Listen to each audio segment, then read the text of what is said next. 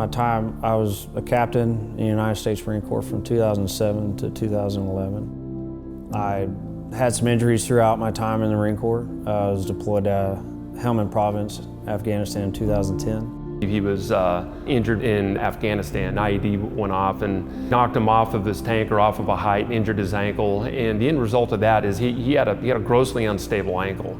I couldn't take my boot off for 3 days. We were in a firefight and I'm standing on a vehicle and I'm trying to direct these guys into doing what they were supposed to be doing. And I rolled my ankle on top of my vehicle and the first thing to hit the ground was my neck. And that ankle roll came after I had already torn it up pretty bad. Once I got out of the Marine Corps, that's when the real problems started happening. Mike came back from the Marines with an injury and he was trying desperately to get some help through the VA. Mike suffered a severe ligament injury to his ankle that basically just did not heal properly, and the end result was a grossly unstable ankle. It was very unstable. He kept going back to the VA hospital and they would tell him to just put a brace on it, you'll be okay. But he wasn't okay.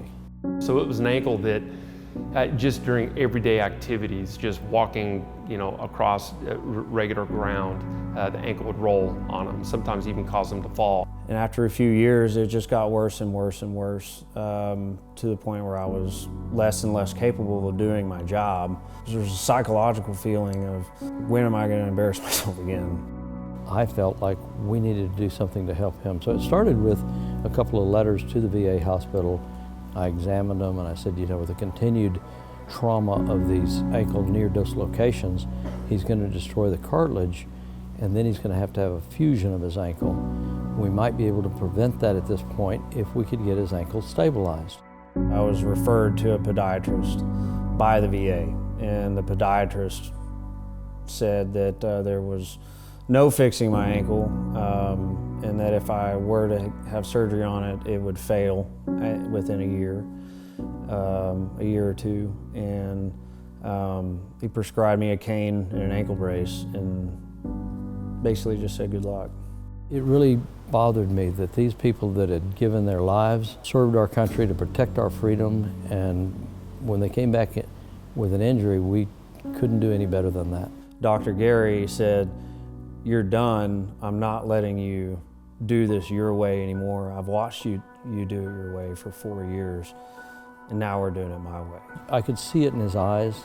He's a proud man, and to tell him we're going to do this, he said, "No, I can do it." I said, "No, you can't, and let us give back to you as you've given to us." Gary Goodfried is a partner of mine, and he approached me one day and said, "Hey John, there's a guy that I've seen in my office. He's a veteran in the military, and he was injured over in Afghanistan, and he's having a hard time getting taken care of through the VA system. Would you be willing to see this guy and take care of him?" And of course I said, "Yeah, Gary, I'd be happy to see him." And he didn't even have to take any images of my foot to realize what was going on with it. He felt of it and moved it around and said, "Yep, I know exactly what's going on here." The implant company that I use donated the implants. I donated my time. The anesthesiologist donated his time. I mean, and nobody even hesitated to help Michael. Everybody just fell in, and that's what made me feel good, is that everybody was just as willing and anxious to help this young man as I was.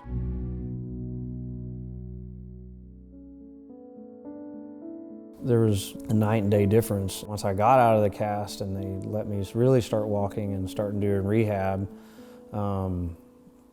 it really, I almost felt like a 18, 19, 20-year-old again as far as my capabilities physically. I felt fairly indestructible. I asked him early on, I said, "What are my capabilities and limitations here with this ankle?" And he said, "There are none." I didn't realize what an impact it made on him though. I never really dreamed that he would be doing something like an Ironman. Now he can, and he's proving it. And I think this is his way of showing us that given the opportunity, he's going to take advantage of it, and he's going to be the strong man that he always wanted to be.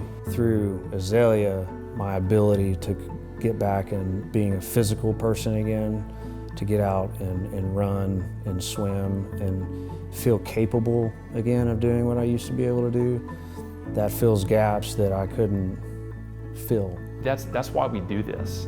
That's why we spent countless hours in school studying and learning and training and doing the things we do, and that's why we did it. I had no idea that it made that sort of difference and impact in his life, and for him to tell me that was awesome. That's why I did what I did. I believe in these people, and I believe we as a country owe it to these young men and women to help them like they've supported us. Don't be discouraged. Don't allow others to minimize the gift that you have.